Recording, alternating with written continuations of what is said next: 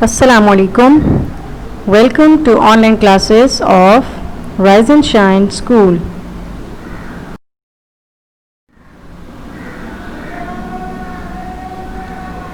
Class 6. I'm your science subject teacher Sadaf Zaman, and today we are going to start our 7th lecture.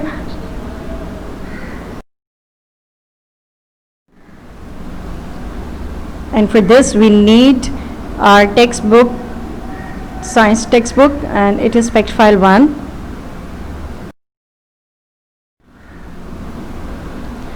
Topic of discussion of today, chapter number 1 science skills. अभी तक हमारा जो है वो chapter 1 science skill जो है उसमें हम बाकी जो टॉपिक्स पढ़ चुके हैं उसमें हमने पहले जो है problems of taking difficult measurements हमने ये जो है वो आज के टॉपिक में कवर करना है, क्योंकि मैंने आपको जो है पहले डिफिकल्ट मेजरमेंट से रिलेटेड लेक्चर समझाया था तो उसकी जो प्रॉब्लम्स थी वो रह गई थी, तो वो आज के टॉपिक में जो है वो हम उसको कवर करेंगे.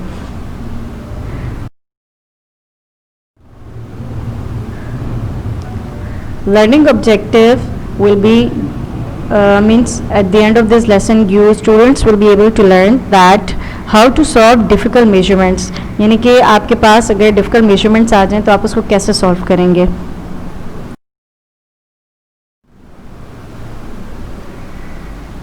Problem number 1. What is the average mass of one nail if 50 nails have a mass of 200 gram? सही. आपके पास जो प्रॉब्लम नंबर 1 है उसमें क्या कहा जा रहा है कि अगर आपके पास 50 नेल्स हों, सही कितने हों, 50 नेल्स हों और उनका मास जो है वो क्या है 200 ग्राम.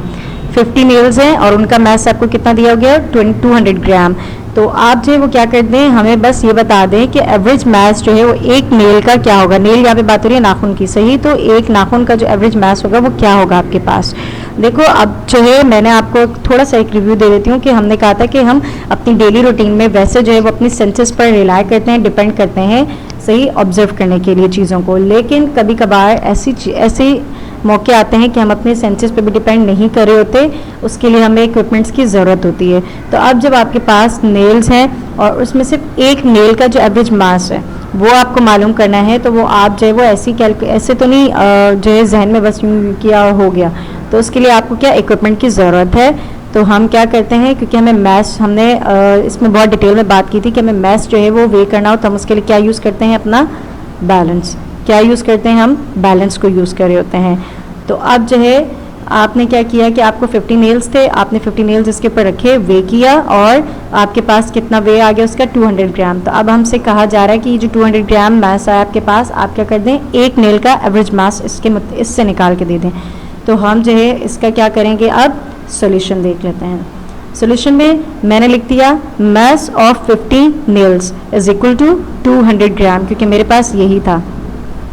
अब यहाँ पे 50 जो है वो 1 से क्या हो रहा है, मल्टीप्लाई हो रहा है, तो इक्वल के उस तरफ जाके क्या हो जाएगा, 200 से डिवाइड हो जाएगा. ये जो स्लैश की साइन है ये से मैं क्या है, डिवाइड को शो करिए, सही.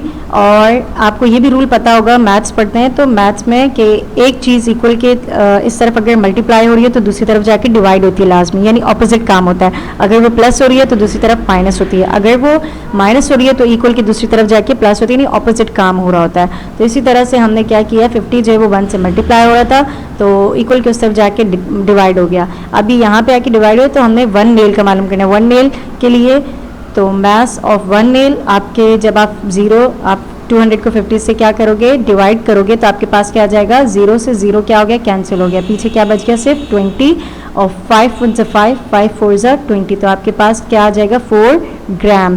तो प्रॉब्लम नंबर 1 में आपके पास जो मास है 1 नेल का वो आपके पास क्या आएगा, 4 ग्राम आ जाएगा. तो इसी तरह आपको कभी भी आपको जो है वो क्वांटिटी दे दी जाए और उसके साथ उसका मास दिया जाए और फिर उसमें से एक चीज़ की क्वांटिटी पूछी जाए, 2 की पूछी जाए, 3 की पूछी जाए, जितनों की पूछी जाए, तो आप क्या कर सकते हैं, इस तरह से मालूम कर सकते हैं, फाइंड कर सकते हैं. अब बात करते हैं प्रॉब्लम नंबर 2 की. इसमें क्या लिखा हुआ है, a bee beats its wings 250 times each second. What is the average time for a single beat of a bee's wing? कह रहे हैं कि एक मक्खी जो है ना वो क्या करती है, अपने पैरों को हिलाती है और कितना हर सेकंड में, ईच सेकंड यानी हर सेकंड में कितनी मरतबा हिला रही है, 250 टाइम्स, यानी फड़फड़ा रही है अपने पर को या हिला रही है।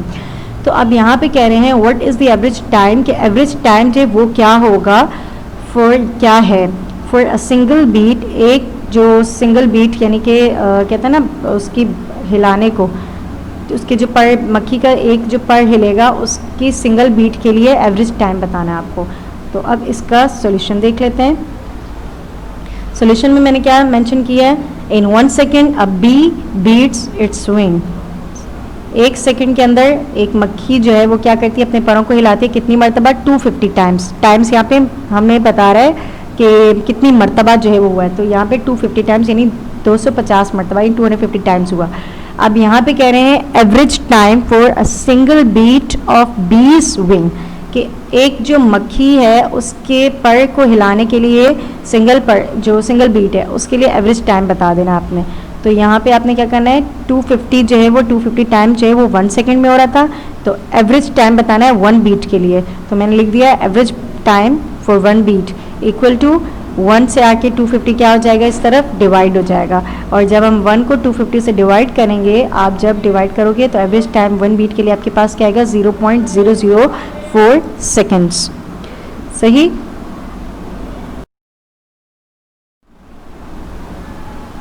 अब बात करते हैं होमवर्क की। तो होमवर्क में मैंने आपको आज जो है वो प्रॉब्लम्स करवाई हैं मेकिंग डिफ़िकल्ट मेजरमेंट्स। तो आपने क्या करना है, ये जो अभी मैंने समझाई है इनको लाजमी अपनी साइंस की कॉपी में नीट एंड क्लीन इनका काम करना है। ये 2 प्रॉब्लम्स भी लाजमी सॉल्व करनी है। इसके अलावा आपको एक और फाइल अटैच मिलेगी, उसका काम भी आपने अपनी कॉपी में करना है। इसीलिए मैंने लिखा right the problems of topic making difficult measurements in your science copy, जो आपको ऊपर मेंशन किए ना मैंने स्लाइड में, तो वो आपको फाइल में अटैच मिलेगी। आपने वही काम करना है और डिस्कशन बॉक्स में लाजमी पोस्ट कीजिएगा और काइंडली अपनी अटेंडेंस को मार्क करें। रिस्पेक्टिव डेज के डिस्कशन बॉक्स में आपके जो वीक 1, 2 एंड 3 है वो स्टिल ओपन है, तो वहाँ पर आके अपने अटेंडेंस मार्क करें और क्विज़ भी अटेंड करें और होमवर्क लाजमी डिस्कशन बॉक्स में पोस्ट करें क्योंकि इनके मार्क्स आपके इंक्लूड हैं। आज तक के लिए इतना ही। आपसे नेक्स्ट लेक्चर में दोबारा से मुलाकात होगी इंशाअल्लाह अज़्ज़ा वजल। तब तक के लिए अल्लाह हाफ़िज़। Thank you.